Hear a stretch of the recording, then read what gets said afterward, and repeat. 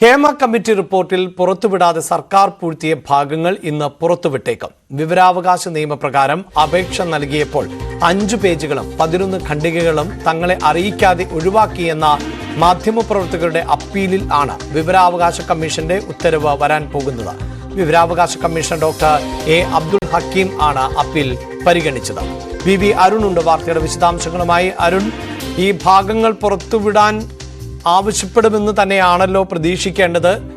നേരത്തെ ഏറ്റവും ഗൗരവമേറിയ വെളിപ്പെടുത്തലുകളോ പേരുകളോ ഒക്കെ ഉള്ള ഭാഗം എന്നാണല്ലോ പൊതുവെ പ്രതീക്ഷിക്കുന്നത്.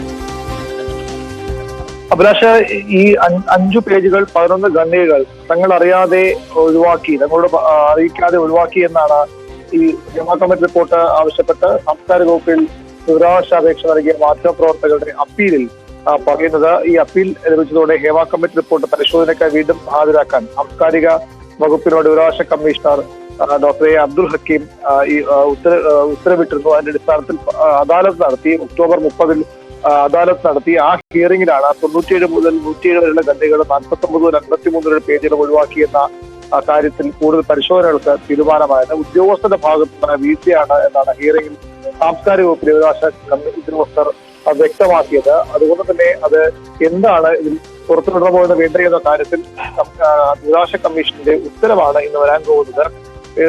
ഈ സർക്കാർ പറയുന്നത് ഇതൊരു ക്ലറിക്കൽ പിഴവ് മാത്രമായിരുന്നു, ഇത്രയധികം പേജുകൾ ഒഴിവാക്കിയിട്ടില്ല,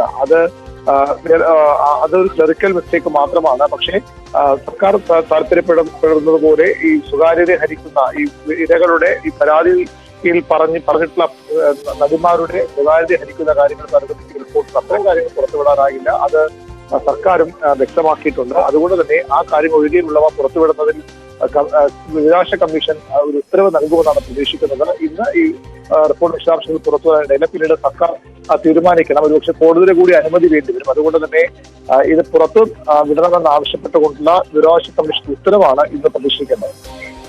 വിശദാംശങ്ങളാണ് വി അരുൺ നൽകിയത്. തിരുവനന്തപുരം